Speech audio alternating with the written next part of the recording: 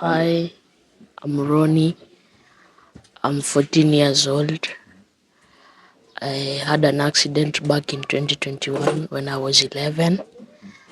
I was from church and then I came to help my mom to sell some samosas. Then suddenly just a car just came backwards and then sandwiched me through the wall. I screamed. Then my mom came and took me. We went to the hospital. We did an x-ray. We were told by the doctor that it was fine. It was just a panic attack through my ribs, so that's why I couldn't walk.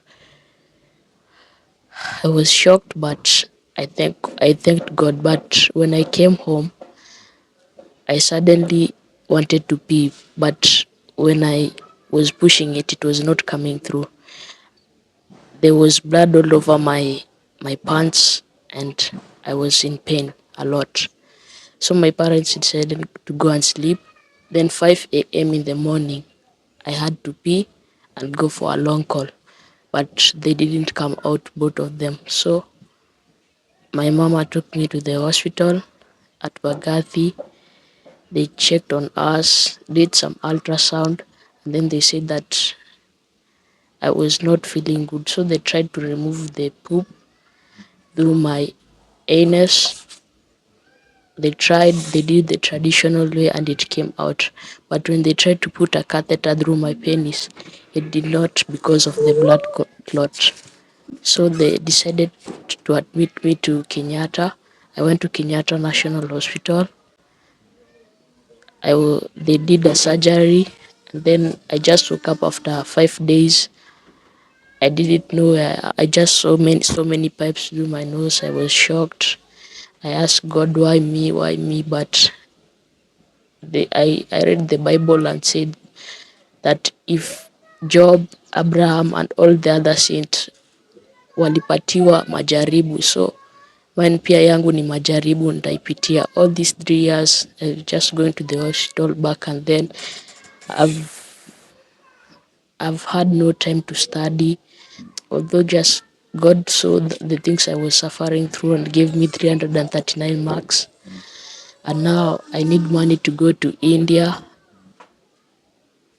and that's all I can say for now. So have you been going to school or just went and did the exam? I've been going once in a while, say like a month. The next month I'm in the hospital. Let's say I go for like 2 hours, then go back. Sometimes when I feel good, I can stay the whole day. So which are some of the challenges that you have been facing when you're here at home? Sometimes I start feeling pain and mom is not there. Sometimes I see my brothers peeing and me, I'm older than them, I cannot pee. I just feel bad. That's very emotional. Pole sana, sijui ungependa watu wakusaidiaje? I'll just like for people to just lend us some money so that I can go to India for some treatment. That's all I would like for you to do that, because even me, I want to become a doctor so that I can save more lives like people who are like me. I save their lives all. Yeah.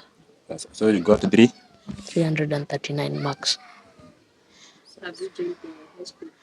Not yet. I was aiming for Mangu, but because of my treatment, I can't go to an high school because it will be so hard joining with the other students with my condition, going to boarding school. Even they will be hard.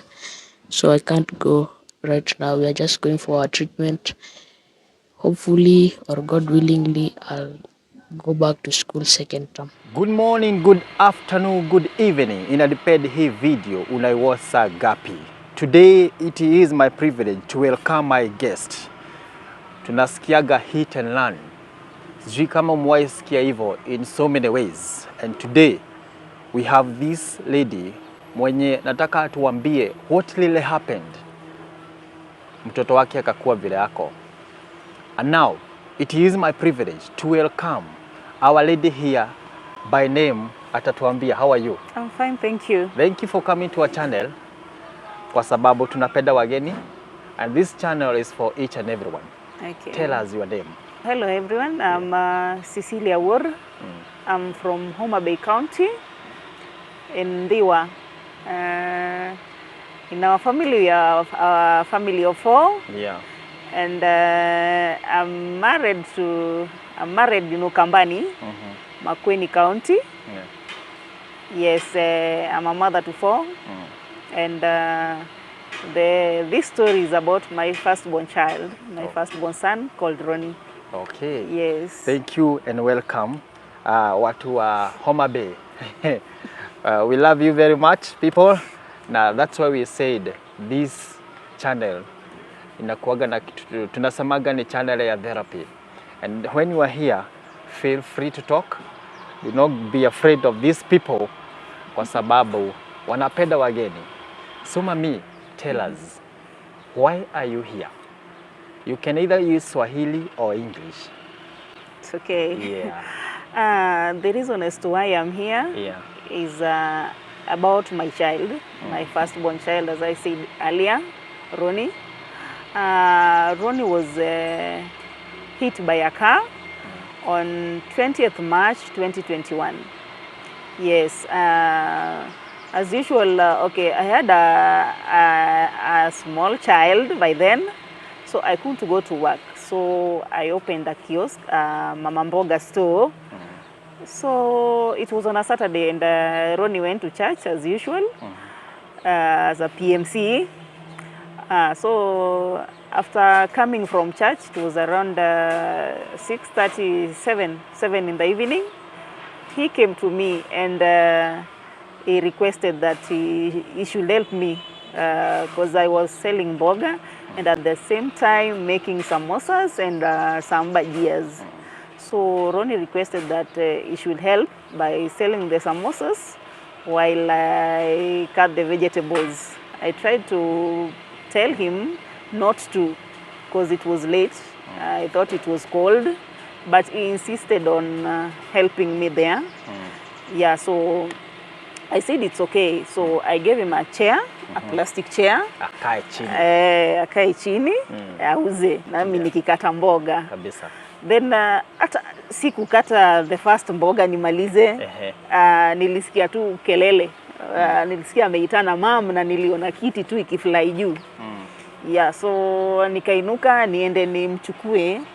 And that person came for the second time and hit him for the second time. The first time nilisikia kelele kiti imeruka, so nikainuka nikimbie ni pick mtoi. Then before nifike gari karudi for the second time. Ikamhit for the second time, ikam sandwich kwa wall for the second time. Yeah, I didn't know how to react about that. Nilijipata nimepiga nduru, asking him what's wrong with you. Yeah. Then the area where we are staying, kuna garage all over. So people came and they wanted to cause some chaos. Then the driver told me to get in immediately. Get in. So nikaingia na tukapelekwa the nearest hospital. That was hospital A. Mwenye aligonga mtoto, mwenye gari alikuwa mgeni. Mgeni alikuwa mwenye gari, alikuja kutembelea my neighbor na gari. So akiwa anataka kutoka aende, mtoto wa jirani akachukua gari amgeuzia fanye nini atoke. Na hapo ndio mtoto alikuwa hit. Gari ndogo personal car. I don't know, my son anaitanga wish or something. So tukaenda hospital A. This hospital they did the x-rays and they told us that our son was okay. That nothing was wrong with him, nothing happened. So I didn't know why the doctor was telling me that the child was okay, yet the child couldn't walk. Yeah, so I asked the doctor, and why is he not walking? And you are saying he's okay. And also he was crying of pain. So the doctor told me that it was just kushtuka. Yeah, ile kushtuka, mtoto ameshtuka. That's why. So akaniambia chukua hii ointment and upake mtoto within 3 days mtoto atatembea. Yeah, so we came back home. Wenye walitupeleka hosi walituacha hospitali. So we looked for means na tukarudi nyumbani. Was there any x-ray? Yeah, there was x-ray. They did an x-ray. And that x-ray said that the child was okay. Yeah, according to the doctor. Yeah, after kupewa results of x-ray and I was told the child is okay, we came back home with the child. But by midnight, the child wanted to pee, go for a short call. So being that he couldn't walk, I had to bring a basin for him. So I brought the basin. When I tried to remove the trousers, I realized that he has bled using the penis. Yeah, he had bled and it was all over the boxers. Yeah, so there I realized something was wrong somewhere. Yeah, so again within some few minutes he wanted to go for a long call, of which when I brought the basin still, he couldn't go for that long call. Yeah, the short call also, he couldn't go for the short call, but he was feeling, the urge, but he couldn't go for both the long call and the short call. So there I realized that there was a problem. Yeah, so we slept, though I didn't sleep till morning. So when morning comes, I told the dad the boy was not doing fine. And he told me that the doctor said that the child was okay. So I should stop being paranoid. Yeah, but you know, as a mother, there's that gut that is telling you something is wrong somewhere. Yes.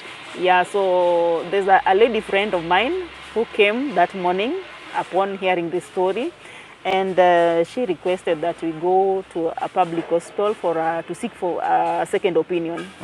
So we went to Hospital B with her that morning. She took us to Hospital B. So when we reached Hospital B, they asked us if we had already gone to an hospital. We said yes. Do you have any x-rays? We said yes. We provided them with the x-ray that was taken in Hospital A.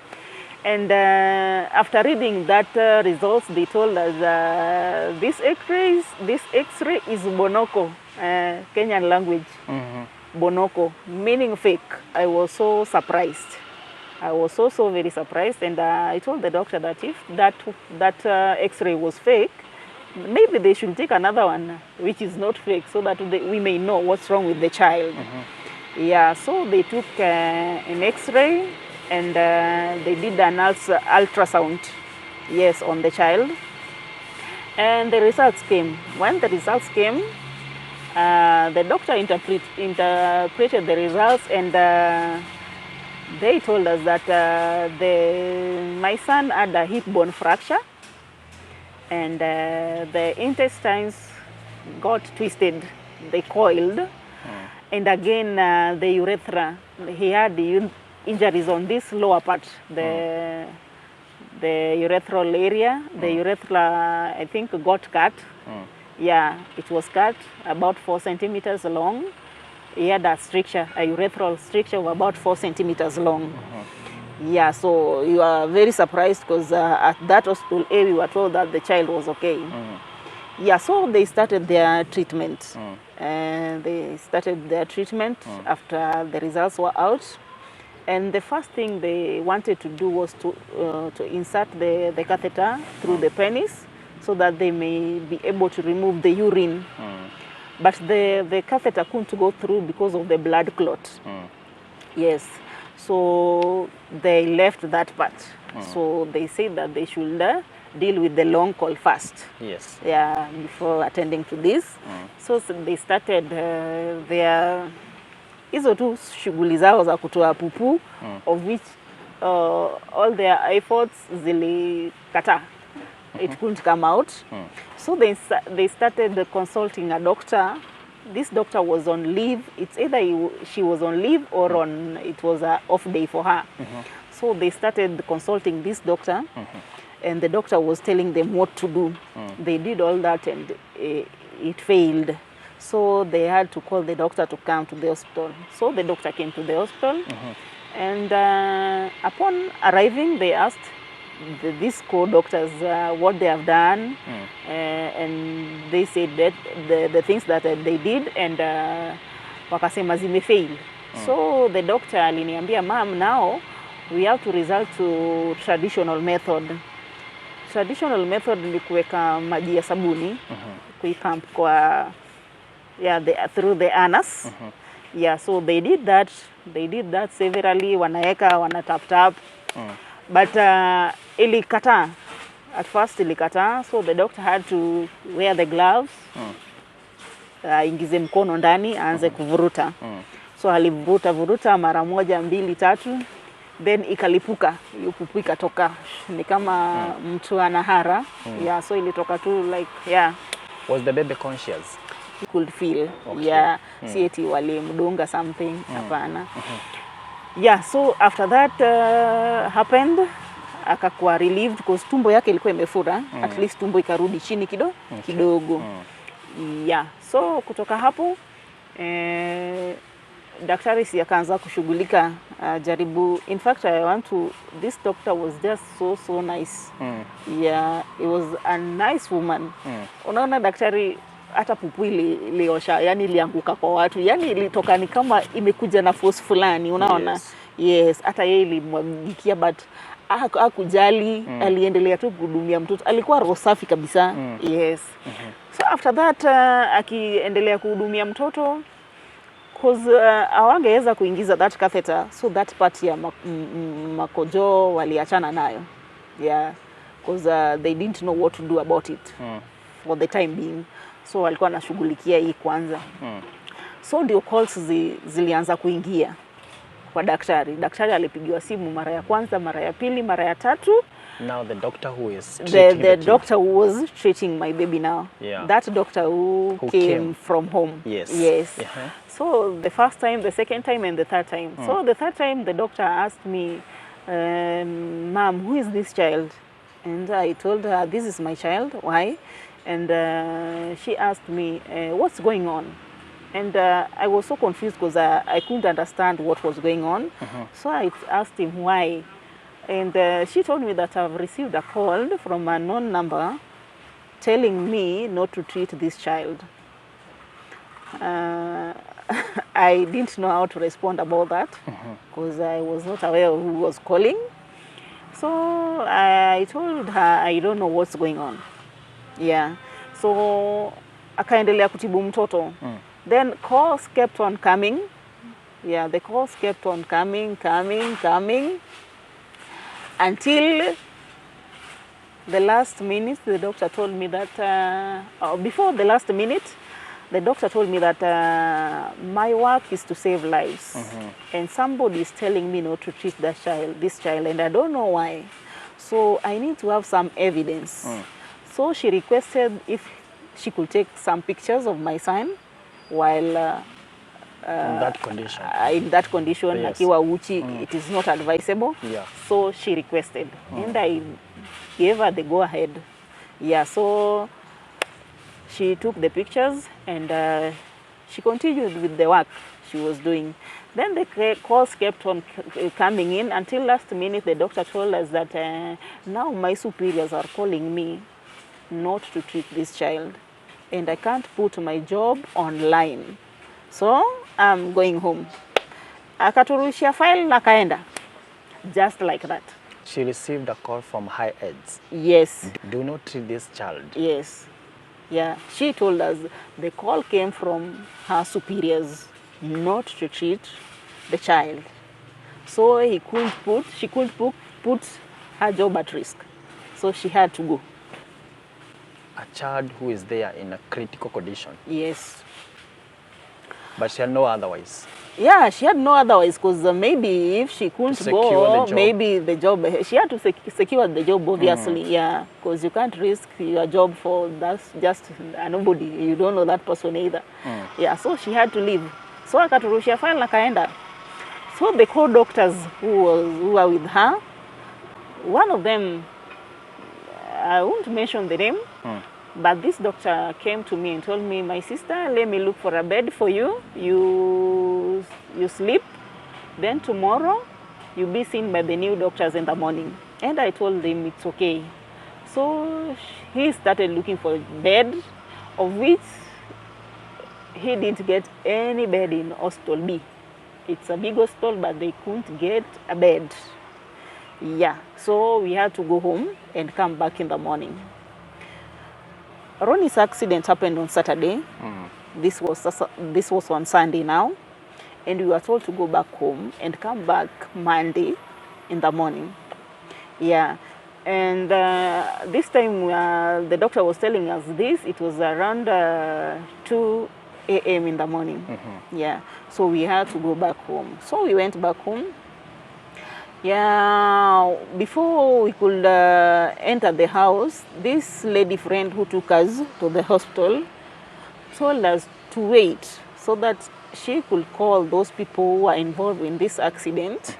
We let them know what happened at the hospital B so that they may tell us if they know something. So the lady was called, majirani wawili watatu wakaamshwa, and we narrated the story, what happened at hospital B. And this neighbor told us that they are not aware of that. She even cried that she knows nothing, totally nothing about what happened at the hospital. And we were wondering how comes, who gave out the doctor's number, who did this? Yeah, because about my son's accident, it was only us, the neighbor, who knew about the accident. So who gave out the doctor's number? That was our question. But mambo ilikuwa mingi, my focus was my son at the moment. Yeah, I didn't want to know who did what, Yes. So my focus was about my son. Yeah. So the following day morning, on Monday, we went back to hospital B. Morning, you know, from Saturday till now it's Monday, mtoto hajakojoa. Yes, haizi kojoa, totally haizi kojoa. So from Saturday it's Monday, mtoto hajakojoa. Mtoto ile pupu ilitolewa, still tumbo ikarudi kafura tena. Yeah, because ana haizi toa chochote kutoka kwa tumbo yeye mwenyewe.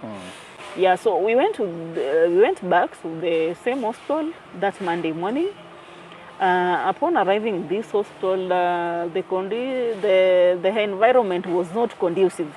Yeah, it's like you've been discussed within the hospital premises in such a way that everyone around that place knows you. Oh, they're looking at you. They're looking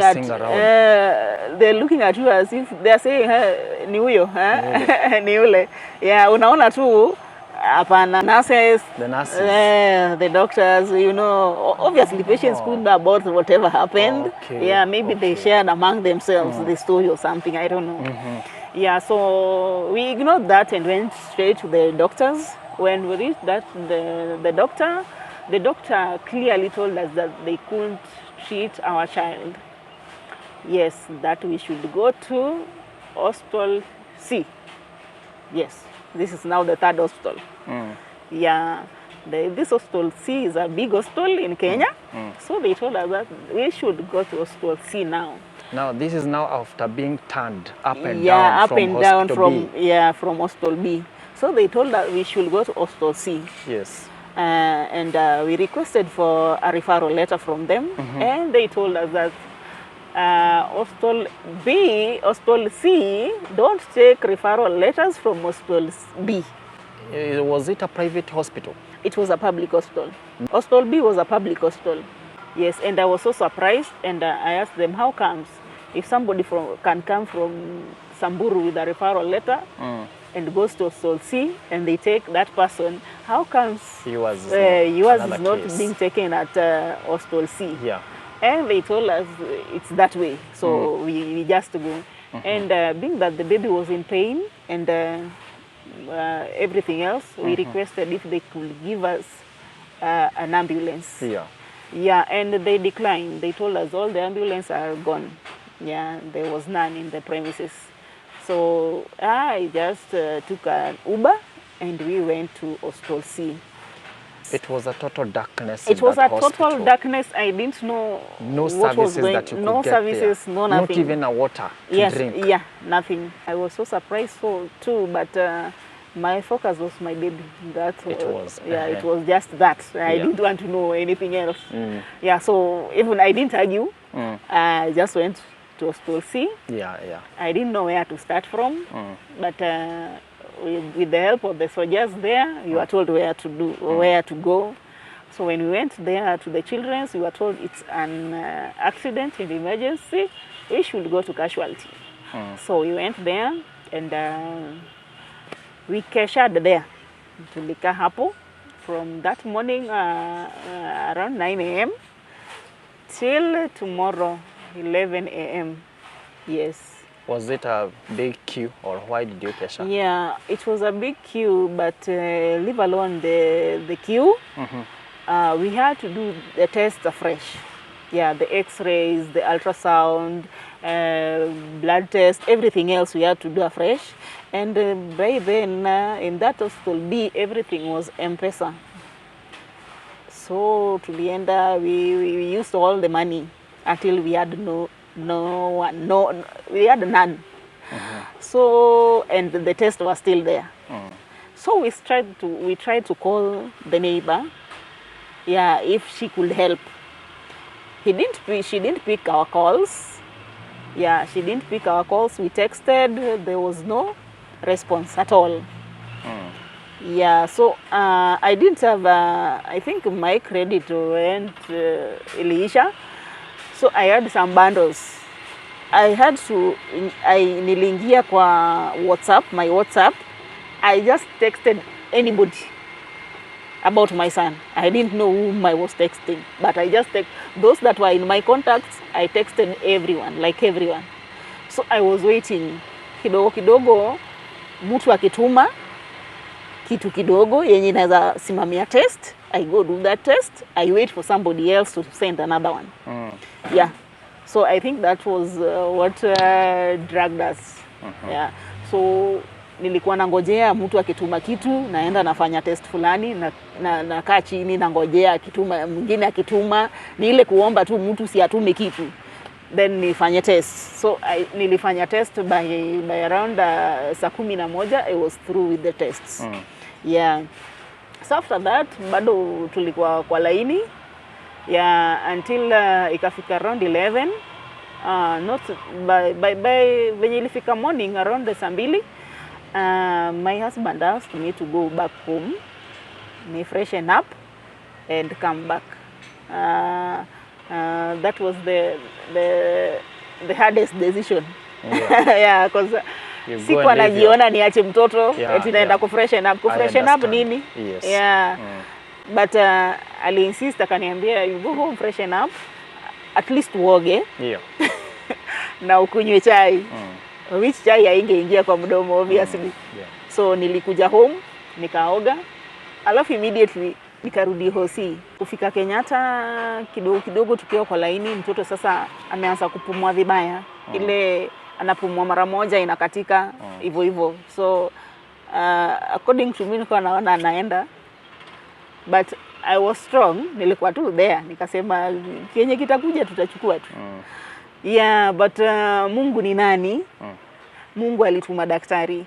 Yeah, daktari alikuwa na pass tu by. Alikuwa na pass, akaona mtoto na condition yake. Niliona tu mara moja kitanda imesukumwa to the next door. Yeah, na akaeka oxygen kwa mapua immediately, na manguo zimeraruliwa, na akaanza kuweka mtoto vitu yenye sielewi. Yeah, na immediately daktari mwenyewe, because si walikuwa washajua blood whatever yenye inahitajika, blood ikaletwa, na immediately daktari akatuambia tuombe. And the doctor is the one who prayed. Aliomba hapo akasema tufunge macho tu. Aliita colleagues, hata sijui venye waliitana, kidogo walishajaza room. Akasema tuombe, na akaomba, na immediately kukimbia mbio kwenda lift. We were going for emergency theater. Yeah, Ronie was taken to emergency theater immediately. Yeah. Na tukafika na walipita tu na yeye straight. Sisi tukaachwa tumesimama hapo. Yeah, na tukaambiwa tungoje. So tukapelekwa waiting bay where we have to wait. So we waited until midnight. Yeah, we waited till midnight. Ikifika around 12:30 a.m. Walikuja wakatuambia before then kumbe there was another woman who was waiting for the child from theater. Alikuwa next to me. I was not aware of that, but nilirealize hiyo time around midnight. Nilisikia tu mama, tumekupea dakika 10 tunaenda na mwili. Hiyo ndio nilisikia. Ndio akili kaamka. Nikaanza kujua what's happening around me. So when nini hivyo nikaona nililia. I really cried. Yeah, I cried. In my mind I was like, oh, so wameanza kuleta mwili. Since wameanza kuleta mwili, so my boy is next. Nikasema walishakufa wamewekwa tu mahali, so wameanza kuwaleta. Yeah. Hiyo ndio kitu ilikuwa kwa akili yangu. So I cried. Nililia kabisa mpaka mzee akaamka. Akaanza kutembea huko. So akitembea alipatana na daktari fulani, a friend from church wa Pumwani. Akamuelezea situation na akaambia daktari aenda muangalilie mtoto. So daktari alienda kuangalia mtoto, akakuja akatuambia eti mtoto ako sawa but hajaamka. So in my mind nilikuwa nasema so hawa wawili wameungana, wani confuse. Yeah, sikuamini. Basi sasa hiyo naongea kiroro, nasema so mmekuja kunidanganya mtoto ako sawa. Okay. Tukakaa around sasa 12:30 ndio tulikuja kuitwa. Tukaambiwa tuende mtoto. So sasa hatukuambiwa mwili. Tukaambiwa tuende mtoto, and I was so relieved. Na tukaenda kufika tukapata mtoto. But alipoulizwa unajua hawa hakurespond. Yeah, hakurespond kabisa. So the doctors told us that hajaamka. Tutarudi na yeye na muende muombe, asipoamka tunampeleka ICU. Akiamka mtaenda ward. Yeah, so tukarudi kukaa kungojea. In fact hata hiyo maombi haikukuja kwa akili yangu. Yeah, I was just there. So the next another 30 minutes or around 1 hour. 1 hour, yeah, I guess 1 hour. We were called. Tukaambiwa tuende mtoto. So venye tulifika kwa mtoto aliulizwa unajua hawa, na akanod. Yeah, tukaambiwa ameamka. So tunaenda ward. Yeah, venye nilipata mtoto I was so surprised. Hii tumbo yote ilipasuliwa, imewekwa bandage, mapua zimewekwa vitu, mdomo. Hapa chini pametobolewa, naona tumepira tumehang. Sikuwa naelewa, yani nilikuwa confused kabisa. But so tukaenda ward, hata sijui tuliachana na mzee wapi. Mimi sijui, nilijipata ward. So kujipata ward, kwa ward tena nikapewa kiti ya kukalia, ya plastic chair, na mtoto akawekwa kwa kitanda. So hapo ilikuwa ni kukaa the whole day, the whole night, because mtoto aungeshare na yeye kitanda. He was 11 by then. Aungeshare na yeye kitanda, na being that venye amefanywa. Yeah, aungekaa na yeye kwa kitanda. So mimi nilikuwa nakaa kwa kiti the whole day, the whole night. Yeah. Then venye wale rectify hii intestine thing, hii mambo ya mapupu. So pupu ilianzanga kutoka yenyewe. Yeah, so we had to go back to diapers. Nimfunge diapers. Alafu kitu ingine tena, I had to urine lazima ningepima. Like every other, tuseme like some after every 2 hours lazima nipime urine. Na ni record. Ulikuwa napima na nini? That urine bag iko na numbers imeandikwa. 500, 200 hivyo. So susu ikifika a certain nini unajua imefika 200 ama saa hii amekojoa 100 ama hivyo. Yeah, but still kulikuwa na kitu ya kupima. Yeah, isipofika mahali imeandikwa, so obviously utajaribu kuiweka mahali uone ni ngapi ama you estimate ni ngapi. Yeah. What was the essence of that? Kupima. Hiyo kupima I think ilikuwa waone venye that thing works. Okay. Or maybe if it's okay ama I guess so. Maybe kuna ile makojo mtu anafaa kukojoa per day. Yeah. Per every nini wanafaa kukua kiasi fulani. Okay. I think so. Yeah. So nilikuwa napima hiyo makojo, alafu tena sasa hiyo kufunga diaper. Yeah, alafu tena being that mtoto aliguzwa ma intestines, hakuwa kule. Hangeweza kukula anything. Yeah, so alikuwa nafidiwa na mpira. Yeah, kufidiwa na mpira hii kitu nimesahau jina kutoka 2021, nimesahau jina but it's like none hii ya watoto wadogo. Kama ako kama maziwa, you koroga then you feed na tube. Yeah. So hiyo ndio ilikuwa tunafanya, alafu ilikuwa pia hiyo ilikuwa inapimwa au mwagi tu, huwezi mwaga kikombe mzima. Like 200 ml, ulikuwa unampea like 200 ml after every 2 hours. Iwe ni usiku, iwe ni mchana. Then you record pia, unapewa, unaandika kwa karatasi umempea hivyo hivyo. Yeah. So hakukuwa na ile eti utalala ama kufunga macho because the whole night, the whole day hiyo ndo kazi unafanya, unaona. Yeah. So hiyo ili happen hivyo. Ronie being that pia alikuwa na hip bone fracture. So unajua tukakaa hosi for some time. During the corona tukakaa, unajua babake hawezi tutembelea. That ward is a surgical ward. Okay. So being that corona ni kitu infectious, naitwa hiyo. Yeah. So hakuna mtu alikuwa anaruhusiwa kufika ward. Yes. Yeah. Ni wewe ukae huko na so ni wewe na wewe. Yani wewe na wewe, hata babaka hawezi fika. Hiyo ward hakuna mtu angefika. Na wewe huwezi toka urudi. Na wewe pia huwezi toka urudi, ukienda uende kabisa. Yes. So nilika hapo ele kwa plastic chair all night all day. Sure. Paka mgongo ikakuja ikauma, mpaka nikisimama inauma tu. Nikitembea inauma tu. Yeah, alafu pia ile loneliness. Nilikuwa very lonely because I didn't know whom to talk to in the hospital. Unajua lazima with time you can make friends, but hiyo time ujui mtu wa kuongelesha. So nilikuwa tu mimi tu najiongelesha kwa akili tu. I didn't know.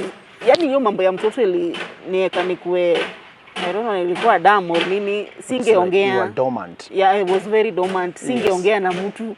Ile kitu daktari atauliza nitajibu. But ile niende niongee, sikuwa naongea. So niko tu hapo. Challenge nyingine ilikuwa ni kutaka kuweka huyu mtoto diaper. Imagine 11-year-old boy unataka kumweka diaper. Huwezi mwambia inuke because ako kwa machine.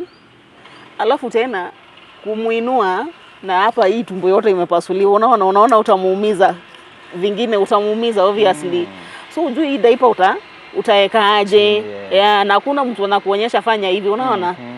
So it was very very very challenging. But I thank God tulitoka hapo. Yeah, tulitoka hapo. Then the doctor advised that tuende nyumbani because of the infection, high rate of infection. Na hiyo catheter iko na infections nyingi sana.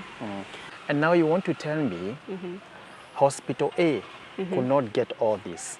Yeah, Hospital A told us mtoto hakuwa ameumia. And I started to think why. Kama Hospital B alifind all this, now Hospital C akafind all this. Yeah. How comes Hospital A hakupata anything? So meaning there was a connection there. There was something. There was something. Now I realized there was something because how comes unapiga x-ray inatoka kuna kitu. Yeah. Haupati chochote. Alafu Hospital B anaenda anapata mtoto ako na hip bone fracture. Yeah, so then tulienda nyumbani na tulikuwa tunamleta clinics. So we had to go to 2 clinics. One is orthopedic clinic. Orthopedic clinic ni kliniki ya mifupa. Yeah. Since alikuwa na hip bone fracture, lazima tungeeta orthopedic clinic. Yeah. Another clinic was this surgical one. Yeah, angaliwe like every other time. After kwenda home we experienced a lot. Yeah, infections came in. So many things because unajua pia infections zikikuja sasa ni pasi inatoka. Na inatoka through the penis. inakuwa very challenging cause pia ikikuja ni kama that mpira kana block, so unapata mtoto ana leak na hapa juu ana leak, kwa hiyo shimo ya mali imewekwa that mpira ndio ina leak, so most of the time mtoto ako wet. Alafu pia infections zikikuja mtoto most of the time alikuwa anatapika. Yeah, anatapika. Yeah, in hospital C we experience 1-2, but I will say hospital C was just the best. It was the best hospital and they really cared for us. Yeah. So from 2021 after that we are going to clinics. Clinics would cost by then it was 650 per clinic. Yeah. So on Wednesdays ningeenda orthopedic clinic. On Thursday this other clinic. Yes. So on Wednesday you will pay 650, on Thursday you will pay 650. Yeah, but ikifika 2022 it will change up to 1150 per visit. Yeah. So we'll go to on Wednesday you pay 1150, on Tuesday on Thursday you pay 1150. And remember it's M-Pesa. Yeah, NHIF ingechukua hiyo. Yeah, so being that urethra ilikatika, mtoto angekojoa, aliwekewa kitu inaitwa suprapubic catheter. Catheters ni mara mbili, I think ni mara mbili, unless doctors wanaweza sema ingine. So there's this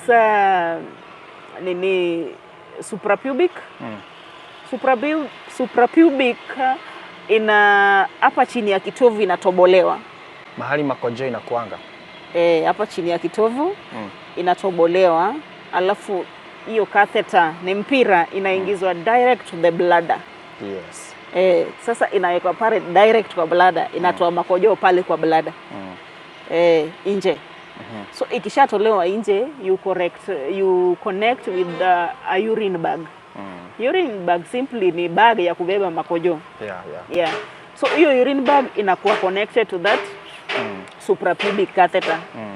So urine bag, if you connect the urine bag you won't feel ukitaka kukojoa. Yeah, ni makojo ina flow tu, ikikuja ina flow tu. Yes, you don't realize, you don't have that feeling ya nasikia kukojoa. Yeah, ni kitu ina flow tu. Yeah, so hiyo ndio mtoto aliyekewa that very first day alifanywa surgery. Na ndiye anatumia mpaka wa leo. Ajai kojoa mwenyewe till today. Yes. So that is a catheter. With that urine bag, is it recyclable or what do you do? Must you put new one? Yeah, the urine bag is not recyclable. Urine bag you buy it. Yes, you buy it. After a week you should change a new urine bag. Okay. Yes, so after every week I change a new urine bag, because if you use it for long, then infections comes in. Because this is something foreign. Yeah, it's a foreign it's a material. Pipe. Yeah. Alafu the catheter also is being changed after 2 weeks. Catheter sasa ni hiyo pipe inaingia kwa catheter yenye pipe yenye inaingia ndani. Okay. Ndani Sure. kwa nini? So this catheter pia inachangewa after every 2 weeks. Yeah, because if you don't change it, at times naweza kaa nayo even for a month. But ni kuumiza mtoto because inaenda ina have something called crust. Crust ni kama unaona kama hiyo nini hapo, kitu imekaa ikashikwa na kutu. So inashikwa na kutu. Yeah. Na kuitoa is so painful.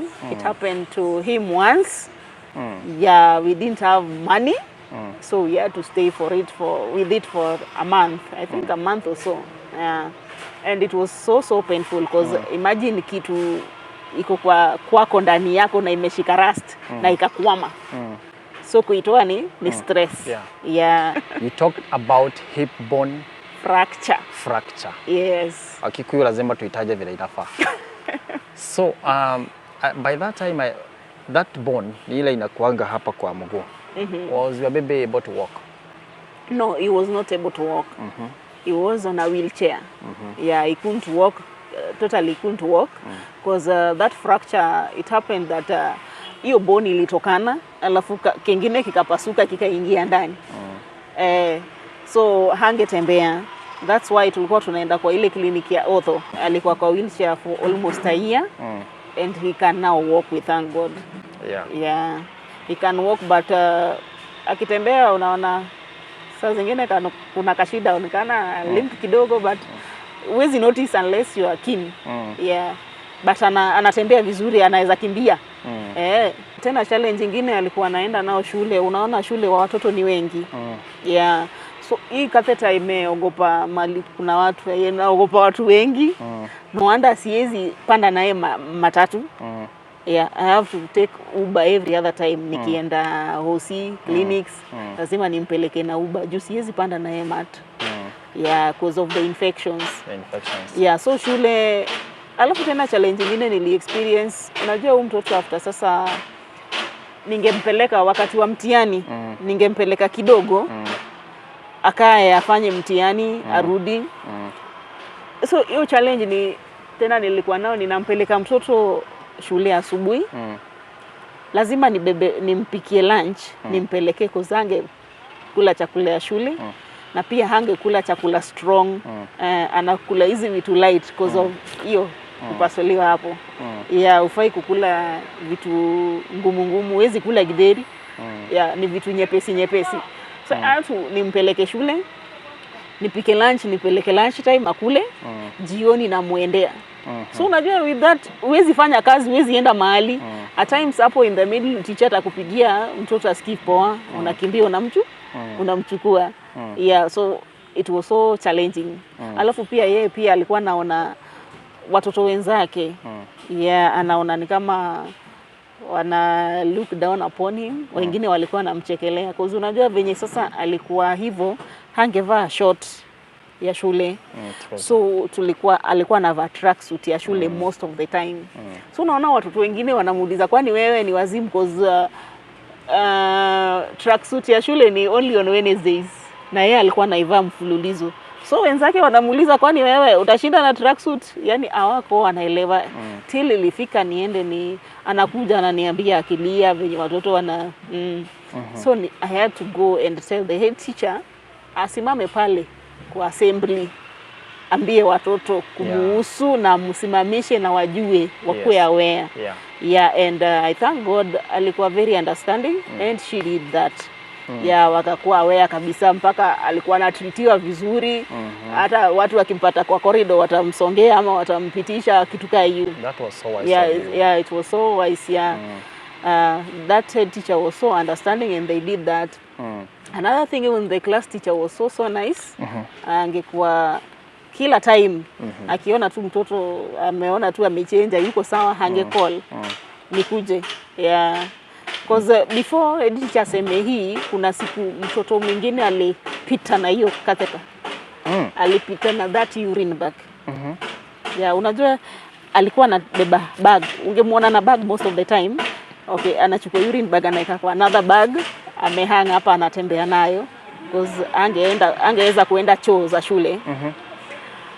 So hiyo bag alikuwa nayo, kumbe ilikuwa break time and mtoto akakimbia akapita na yeye mpaka ikang'oa, ikatoka.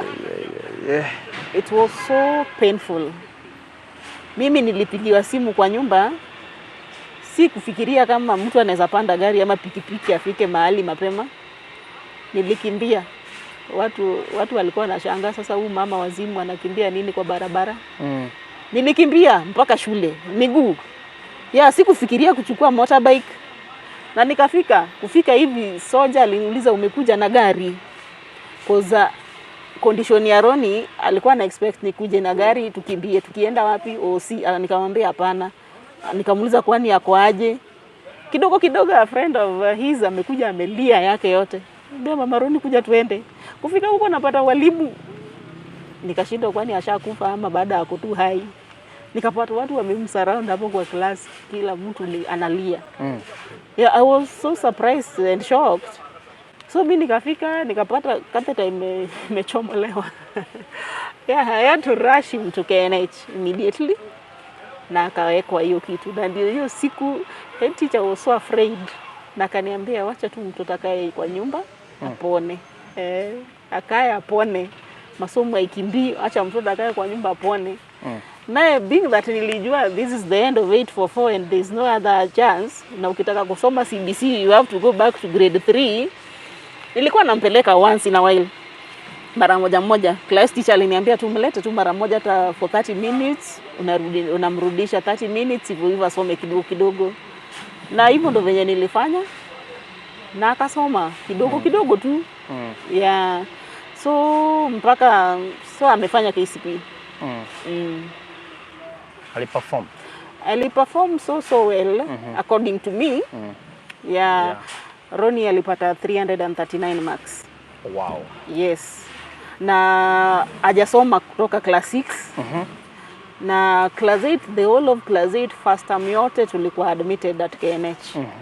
Hakuwa ingia class, hakukanyaga class. Yeah, so second term class 8 ndiye akaanza kuenda kidogo tu. Yeah, nilikuwa nampeleka kidogo, mostly time ya exams nilikuwa nampeleka.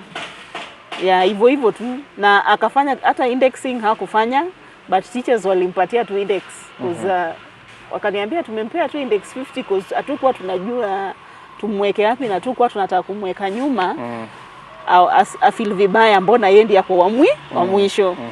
Na Ronie akaenda akaperform akapata 339 marks. Na before then Ronie's ndoto yake ilikuwa kuenda Mangu High School. Yeah, hiyo tu ndio kitu alikuwa ameshinda kiimba. Mimi naenda Mangu. Hata akienda theater, hiyo ndio angeniambia mama tuombe. Na akiomba lazima ataje Mangu. Alikuwa ananiambia mama lazima mimi niende Mangu because Ronie wants to be a pediatrics, yeah, a surgeon. Surgeon ya watoto ndio hiyo lugha imekataa. Yeah, alikuwa anataka kuwa surgeon. So aliniambia mama lazima niende Mangu, nipite, na sitaki kuenda universities za Kenya, nitaenda universities za abroad na nisome na nikuje nikue surgeon na nisaidie watoto venye nimesaidiwa. Yeah, na alipata 339. Ronie was a 400 material. Yeah, and now, being that the challenges. Now that he wanted to go to Mangu, congrats to that baby. Thank you. And I think their marks is 400 and something. Yeah. Did you explain to him? Yeah, I tried talking to him and what he was saying that mom, mimi nataka tu kuenda Mangu. Ni Mangu tu nataka kuenda. Wewe tafuta hata kama hiyo Mangu inanunuliwa, uninunulie hiyo Mangu. Juu hiyo Mangu tu ndio nataka kuenda. Na mimi nikamwambia, mimi sijui kama shule inanunuliwa and your marks sijui kama wanaweza accept. Yeah, but akaniambia mama, si unajua tu vizuri mimi ningepata 400 plus. Ni ugonjwa imefanya sijapata 400. Nikamwambia yes, but mimi siwezi understand. Siwezi, hakuna kitu naweza fanya. So nilienda to the Ministry of Education just recently after the results. And I explained Ronie's situation and they told me that I should go to that school. Niende nijieleze huko. Yeah, if they can take him, but wali advise niende hospitali kwanza ndio nirudi ndio nishughulikie mambo ya shule. Yeah, that is where now we are. What is needed for your kid to be treated? Yeah, we needed 4 million for the treatment. Yeah, treatment, everything else inclusive, accommodation, visa and every passport, visa, all those ilikuwa inakuja 4 million. And tulishapata passport na everything else. So kitu imebaki ni pesa ya treatment. Pesa ya treatment bado tuna lack some amount. Pesa ya treatment na ile accommodation because if you go to India, hautamaliza 1 month in an hospital. Lazima ukae hospital for some days, then you go rent a place. A place you rent goes for 3,500 shillings per day, not per month like Kenya. It's per day. So you can imagine because our visa invitation states that we are going to stay in India for 120 days. So you can see that mathematics. Yeah. Tell us, how much have you collected? So far we have 2.8. 2.8? Yes. So you have a balance of? 1.2. 1.2. Yeah. hiyo ndio imebaki, mtoto aende atibiwe. Yeah, aende atibiwe na arudi aingie shule. Yeah, cause sahii the boy is so lonely. Wale wamefanya class 8 wote wameenda shule. Yeah, ako tu kwa nyumba. Let me pull you back kidogo. Mtu akienda India, if you want to go to India, which process do you go through here in Kenya? Yeah, if you want to go to India, there's a process. First, you have to get a referral letter from your doctor. Yeah, or the hospital where you are, the current hospital. Yeah. The forms that you are supposed to fill. Anafaa kutuma email kwa KMPDC. Email yenye anatuma inafaa kuonyesha amekurifa. Yes, na kwa hiyo email atataja amekurifa. Ndio that kwa hiyo email, hii form ya KMPDC kuna part yake anafaa kujaza. Part yake anafaa kujaza inasema, atasema jina yake ni nani, license number yake ni nani, ya ako kwa department gani, kwa nini anakurifa. Hiyo treatment unafaa kuenda kupata India, haipatikani Kenya. Na kama inapatikana, mbona anaenda huko? Yeah, kuna hiyo section. So lazima daktari aeleze hizi zote kwa hii form na sign. Akisha sign, lazima uende weke official stamp ya hospital. Ukishawekewa, utaipeleka kwa Kenya Medical Practitioners and Dentist Board. Lazima email ya daktari mwenye amekurifaa ifike pale mbele yako. Because before that email ifike pale, hawatachukua form. Na hawezi sign form. So huyu daktari lazima send email to the KMPDC. So after receiving the email, ndio watachukua form yako, wa sign, waweke official stamp. Then they attach this form na that email. Watatoa copy ya that email, wa attach together with the form. Wakisha attach together with the form, I forgot to mention, kwa hiyo form yenye daktari ana sign, there's an NHIF form pia. Daktari anafaa kusign na iweke official stamp, rubber stamp ya HOC. So hizi form zote zitakuwa attached together. Then you take it to the Ministry of Health, Afya House. So ukifika Afya House, requirements zenye unafaa kupeleka ni this NHIF form, email from the doctor, the form from KMPDC, fully signed. These documents has to be fully signed and stamped. Yes. So then a letter from India. India, mahali mtoto anaenda kutibiwa, lazima kuwe na letter from there, signed and stamped. The doctor who is going to treat the child from India, lazima hawe amejiandika ni nani, address yake, email address and everything else. Unajaza jina yake, lazima andike na aseme yeye ndiye anaenda kutibu mtoto kule. So hizi documents zote unakuja nazo zikiwa pamoja, ziko pamoja. Then you take it to Afya House. Afya House, Ministry of Education, Ministry of Health. Yeah, so you take them to Afya House, then unaiacha hapo. Ukiacha hapo, wanakuambia board kunafaa kuformwa a board. Wakae chini, why discuss that your case. They sit down, they discuss your case, they see if it's worth it, is when they sign it. Yeah, and they send a copy to the commissioner, India. Yeah. So unaiacha for 3 days, unaenda kuangalia if ilikuwa rejected ama ilikuwa accepted. Yeah, so I took it there na nikapata after 4 days nilienda na nikapata iko signed. So ikishakuwa signed, meaning they have approved that it's worth it. You go to India. Na kwa hiyo barua yao wameweka vizuri, wameandika upon return from India, you are supposed to report to them.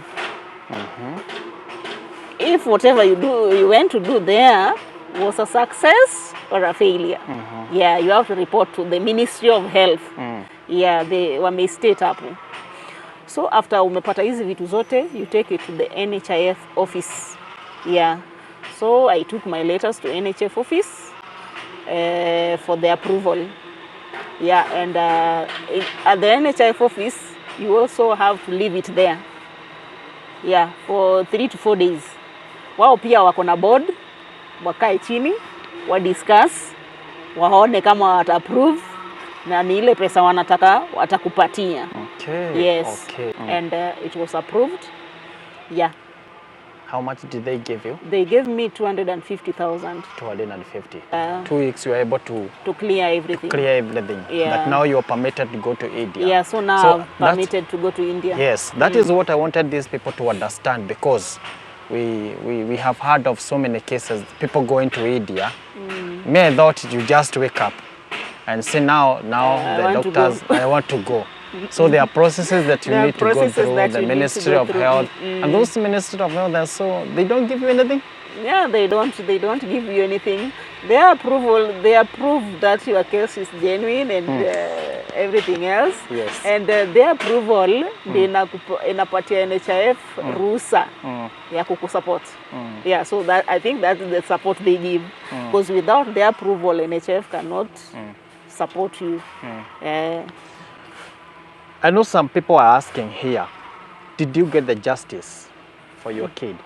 Okay, we had the number plate of the car. Yeah.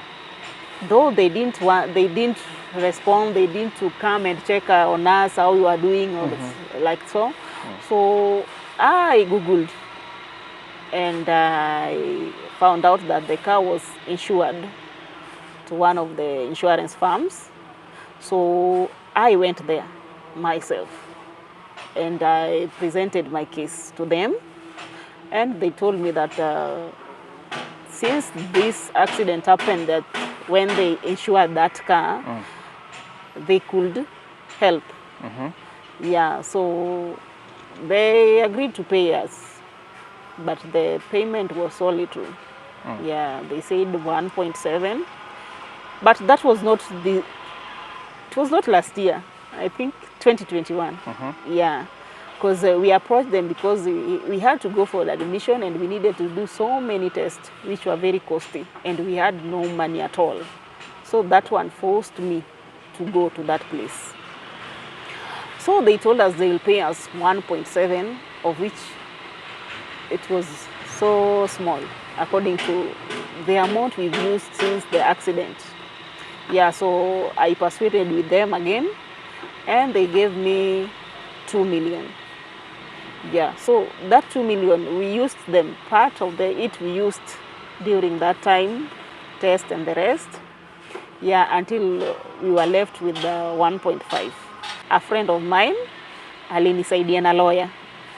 Yeah, so huyu lawyer akatudraftia cause atungeenda tu midomo hivi hivi. Yeah, so alitudraftia mabarua na tukapeleka. Before that akatuambia to collect all the receipts zote zenye tumia shule, tumetumia hosi, uba, kila kitu kuhusu mtoto, matibabu ya mtoto. We collect that, kampelekea, akaziangalia, akafanya mahesabu, akapata. So akatuambia sasa, so si aliwaandikia according to that. Yeah, na tukapeleka barua. Nilipopeleka barua, wakaangalia na ndio wakadecide, wakaniambia okay. Nilipofika hapo kusema kesi yetu, the insurance waliniambia yes, this car was insured by us, but it's no longer insured by us. But being that by the time of accident it was insured with us, we can chip in. Yeah. Okay. Yes. So that's how they told us. So we started the process. It's a long process. I worked there severally, like I don't know, 2 months. Yeah, while walking to that office, you go today, you come tomorrow, just like that. So until they told us that they'll pay us 1.7. Initially, there's a person in that office who told us that the amount they can pay us is 3 million. Yeah. But later, they told us that 1.7. So I was confused and I asked them, And they told me that since that car is no longer insured with them, though by the time of accident it was insured with them. So being that I was so desperate, because I needed to go for admission and I needed to present this test before being admitted, and I had no money. So I had to, before accepting that, I tried to negotiate until they reached to 2M. Yeah, and that was what they gave. Yes. Maybe kama ugeenda kotini, mugeenda cases, yeah, 3 years. Cases can last even for 10 years. And your aim ni mtoto wako atibiwe. Yeah, so hata ukipewa zenye ulipewa, there are things you don't want to fight, you don't have to fight for long. Yeah. Because huyu ni mtoto condition yake vile iko. Yeah, true. Now, mami, najua umefika mahali, pesa umetafuta sana. Kafika mahali imefika. Kuna watu umejaribu kufikia? Like yeah, nimejaribu kufikia so many people. Yeah. Yeah, after starting all this, being desperate, I want my baby to go get treated, come back and study like any other person. I went to so many people. First, I started with my area MCA. Okay, before that, I booked up an appointment. You have to book appointment. You just don't walk in. Yeah. So I went and see him. We sat like this, and I told him my story and everything I needed, and I couldn't get help. Yeah, he told me that that office has no money, and I asked him, yes, office has no money, but you personally, as a person, how could you help me? Sure. And he told me that that is a story for another day, and I left the office. Yeah, from there I went to my area MP. I presented my letters severally, and there was no response. Okay, I never gave up. I kept on going until recently we met one-on-one. But till today I haven't received any response. I also went to Senator's office. And I met with the PA, I explained, I left the letter there. Still I haven't received the response. I took some letters to governor still. I haven't got any response. I tried contacting Embakasi, member of the parliament of Embakasi East, I guess. Mr. Babuowino. I contacted him severally. There's a day he replied to one of my texts and said that he'll call back. He never called. Though I never gave up. Nilikuwa natuma hizi text like breakfast, lunch and supper. Na watumia text. Yeah, I contacted the Honorable Karen Nyamu. I contacted Sonko. I contacted Jalango. Contacted Eric Omondi, anaitwa Lilian Ngugi. Yes, I contacted all those people, but I didn't get help. Maybe God has not yet said yes. Yeah. Yeah. You know, they all have schedules, and they have so many people to handle. So many people are asking for help. I don't think they ignored you. Yeah. Because it is not the must you be where you want to be. Yeah, true. But sometimes things happen for a reason. And for you to be here, maybe this is where your help starts. Yes, true. Because I also even went to Safaricom Foundation, thinking that they could help, but they told me that suppose that hospital was within Kenya, they could help. Yes, so I also went to one day I walked na nikaenda NTV ndani. Na mimi nikasema nimekuja nataka story yangu ikuwe aired. Na sasa wakaniambia hiyo story yangu kama hapo kutaka help, they don't do that. But the lady was so, alikuwa tu mtu mzuri, akanielekeza, akaniambia niende GBS. Nini. Yeah, so I tried even those GBS, I contacted them. And they responded, but maybe watu ni wengi venye umesema. People are so many who need help. That's why hawajakuja, because they promised to come. TV Africa, I think iliitwa TV Africa, I contacted that also. I think mambo tu ni mengi until one day there's a person, a friend from MW show. MW show iko YouTube. Alikuja akachukua my story. Yeah, and I was so grateful. Yeah, being that sija receive positive response because that YouTube was new. Alikuwa ndiye ameanza. Okay. Yeah, but alikuja akachukua na nilishukuru sana. Yeah, recently again K24 alikuja akachukua story of which we are praying inaweza kuwa aired today or tomorrow. Okay. Yeah, and I also contacted you. Yeah. Na tukapigana kidogo. It was very sijui niwaonyeshe hiyo message yake. Yeah, I was so frustrated and I had to ask him, mnalipwa ni mchukue story mimi nitafute pesa ama? That is exactly what yeah, she told that is me. What I said. Yeah, mnalipwa ndio mchukue story ama hizi story naona mnachukua ni za watu wa aina gani? Yes. Yeah, and that's where ni kama nilikutouch.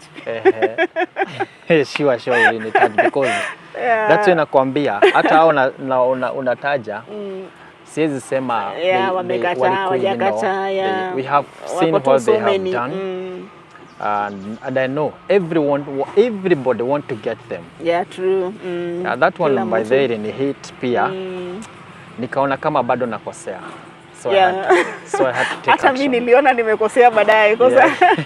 But lazima tu ningeuliza kwa sababu naona status umeenda mahali umechukua story. So I was like, kwani hii story yangu mbona haichukuliwi? Inalipiwa nitafute fee ama I just wanted my boy to get help, arudi aende shule kama wengine. Yeah, that's it. But I don't blame anyone, you know. Kila mtu ako na shida, watu wako na mashida, and those platforms mimi pia na contact ndio wao pia wana contact. So unapata mtu amekuja mbele yako, you know, they have to be served first. They have to be served. Yeah, so I don't blame anyone. And I know maybe in their hearts wako willing, but time hawajapata. Yeah, so I'm just requesting anybody who can help. If I can get some well wishers who can contribute the amount remaining so that we'll be able to go before the end of this month to the hospital, I'll really appreciate. Yeah, that's all I need. Anybody who is willing to help.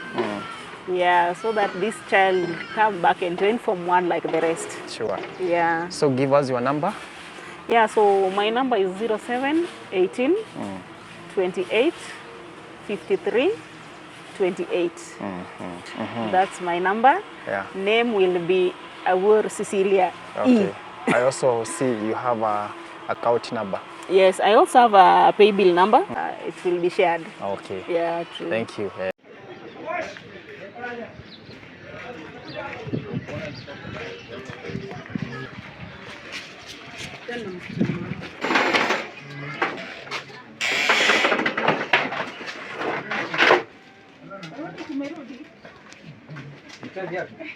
Kuja tu story yako.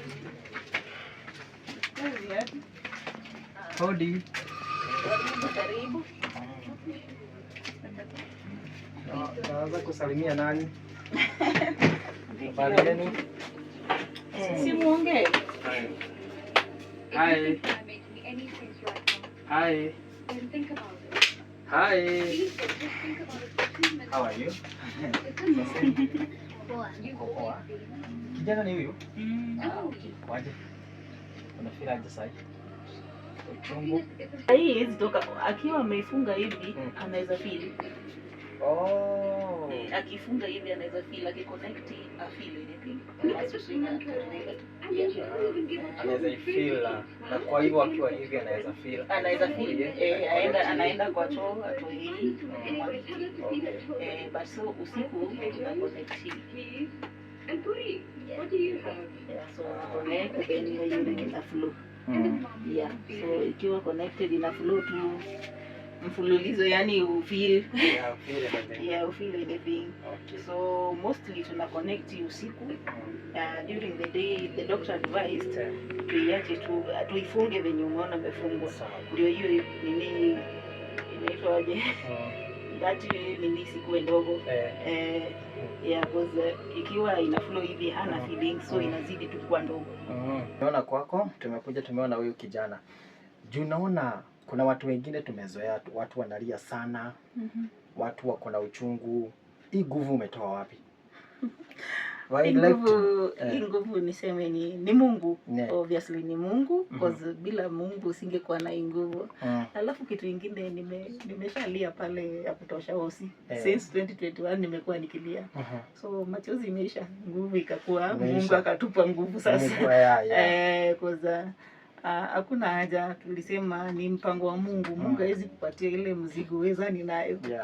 Na aliangalia akaona tunawezana, ndio maana nilipata hii. So we just embrace it. Na tupatie Mungu, because God's time is always the best. That's true. Yeah. Hey, kijana unapenda kukula nini sana?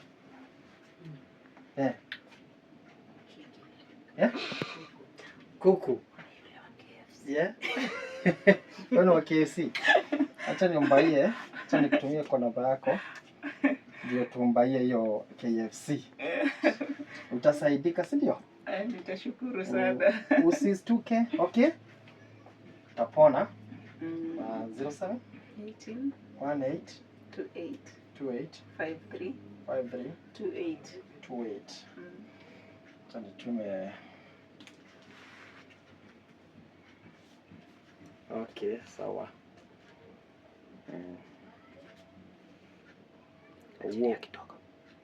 This is the time. This is our time. This is her time to see, and I can't wait wewe kukupeleka airport. Yeah, true. I also can't wait for that day. Definitely, hata kama ni gari yangu itatumika. Amen. Mkienda India. Mtoto kutibiwa. Thank you very much. And we're hoping for the best. Thank you. Thank you, my good people. God bless you. God be with you. Let us keep on following to our lady here. Mpaka asaidike. Nice time and God bless you. God bless you.